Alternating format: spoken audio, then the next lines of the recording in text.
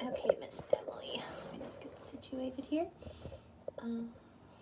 Okay, so for the warm-up exercises, for example, that we were talking about, so you'll be down here, but I'm just showing you so I can do a close-up. You're going to do a pluck and do those little hammer-ons, so make sure you really hammer it on to where it has that clean tone. And then you're going to leave that down, pluck, and go to the next one, hammer on the next one on the same string, the first string here. Same thing. And then the last one, the pinky. And then pull-offs are being to where you can either literally pull it off or like pluck it off like that to where you're digging in with your skin, or you're going to lift it off like that. So there's a tonal difference if you can tell. Oh, sorry. Plucking off versus lifting off. Okay, and then same thing for the rest of them. Ring to middle, middle to index, index to open. Okay, so you're going to do that for all 6 strings. Your hand will start out like this, but by the time you get up to the 6th string, your hand will be like this, completely parallel to the neck, stretching your fingers out to where these are pretty much going to be right next to each other, but these will stretch out because these have the best ability to stretch away from these 2 fingers. Okay, so you've got...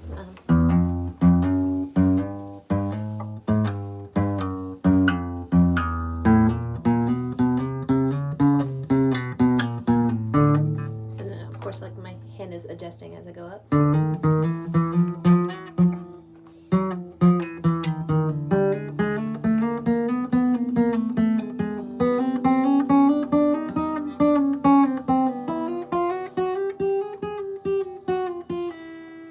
Okay, so that's one exercise. Another one is the phantom one, where you're just doing this. This won't require the right hand at all. It's just your left hand going.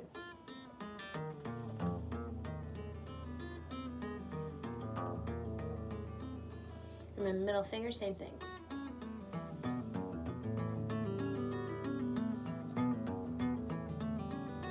And that's just to really get your fingers used to the equidistance from one string to the next, and the ring finger as well. You don't need to do the pinky that much because the pinky doesn't really, but I mean, it wouldn't be bad. You could do it. But it's not really something that I'd harp on for that, because these 3 fingers are usually the most all over the place, whereas the pinky usually kind of focuses on like the top few strings. So yeah, the phantom exercise and that one would do really well for you. And then another one for barring. So see how my hand is like this, I'm like, my thumb is behind, my index is like this. It's not completely flat to it. It's actually kind of at an angle, if you can kind of tell. It's not like this, you know, like completely flat. It's at a slight angle, more so focusing on the bone, like the bone side of your finger, like more so like on this edge rather than completely flat, just a little bit off to the side. And then trying to hold it down, pinching it like with your thumb and your index finger, just pinching, because you're trying to build up this muscle right here as well as your forearm muscle to help really grip this part of the guitar. That's how you build up. Now I'm adding my middle finger and, well, ring finger, but I mean, this is just to help you. Eventually you want to be able to do this without any of the finger assistance. So you'll just do it like this, holding it down, but with if you need the help, add that middle finger there. Oops, it's a little bit more difficult for me to actually add the middle finger.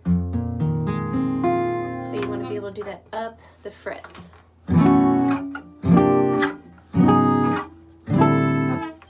So if you can practice on getting used to that and increasing your muscle right here and along your forearm, this will definitely help with building up your bar chord strength eventually when you get to it.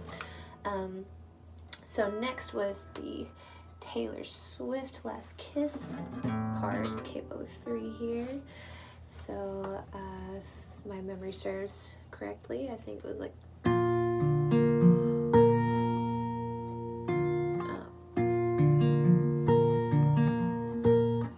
me see.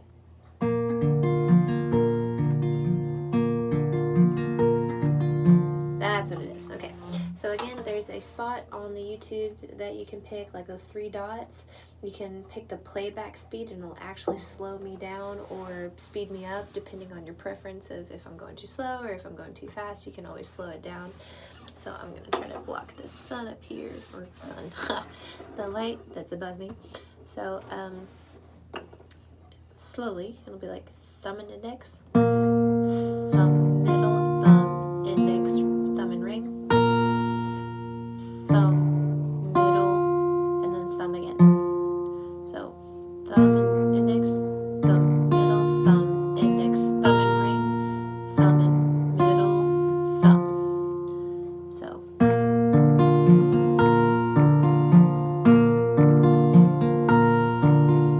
So you can kind of see how my 6th finger, or my thumb is doing this.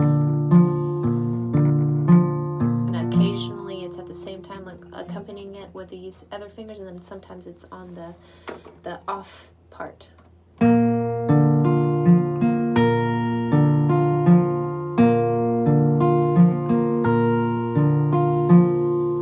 do that a little bit closer so you can kind of see my hands, and plus this lighting is not the best, unfortunately.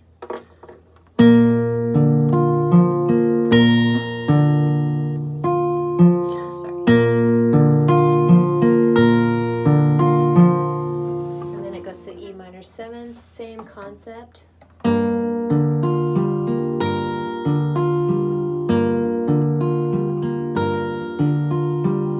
then C at 9, it'll just be the 5 4 5 4.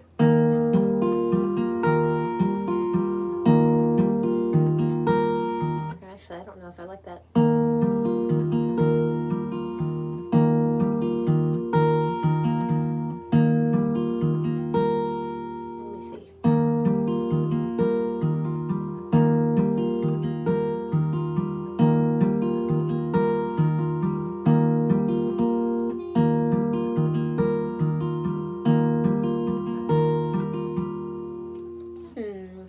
I'll have to work on that one, see if I like it though. So I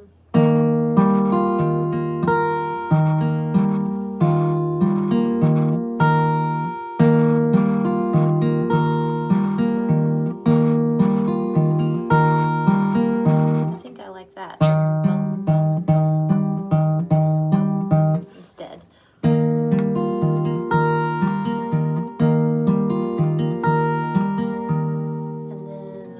D.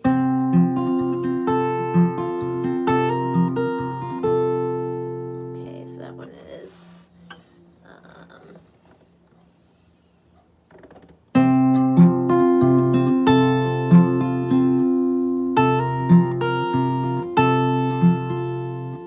did I do it?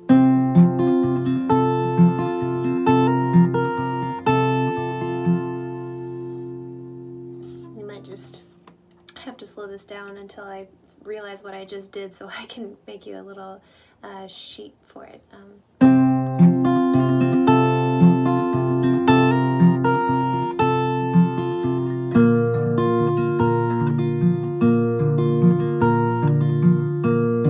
Yeah, okay, so we'll work on that a little bit more next time. If you have any questions temporarily, just let me know, and I will make you a sheet for the tablature for this so you can follow along. Okay? Great job today, and I'll see you in a month.